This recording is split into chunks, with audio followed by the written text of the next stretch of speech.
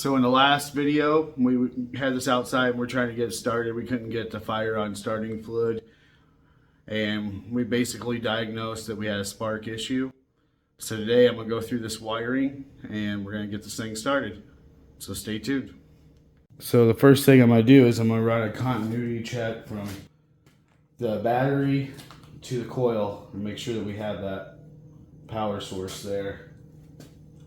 I also ran an independent wire straight for power to the battery. We're just gonna skip the switch and everything and try to get this to fire up.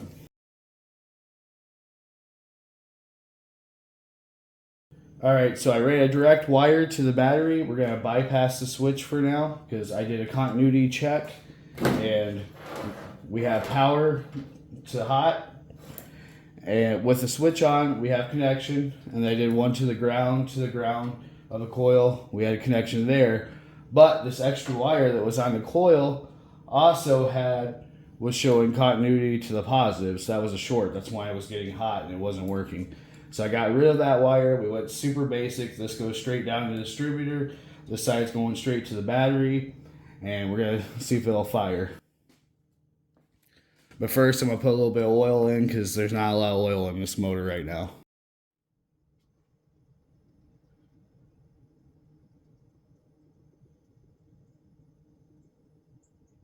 So the oil is barely showing up on the bottom of the dipstick, so I know it needs at least a quart. All right, so we're gonna go ahead and wire this up.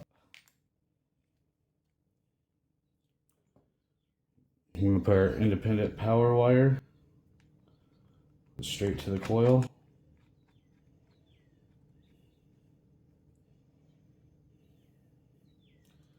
Wire up the rest of our ignition. All right, so now we got everything wired up straight to the ignition.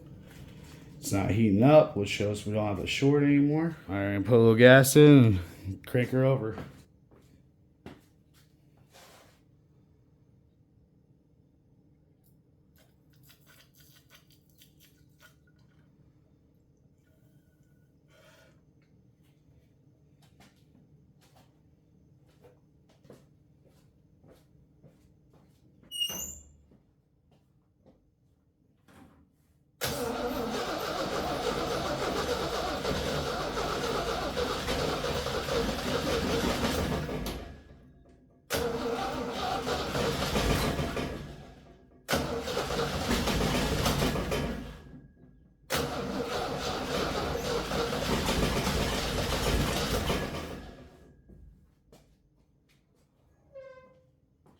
She's close.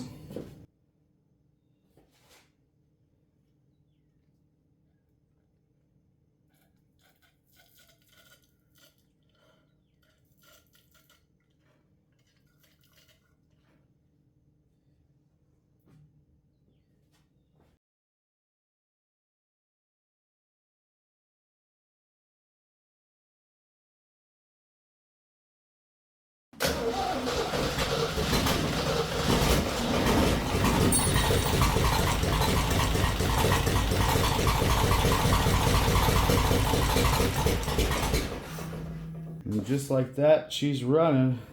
And our coil or wire both are not hot, so that means we don't have a short. I know this plug wire right here is broken, but we got it to work enough just to prove that this will start.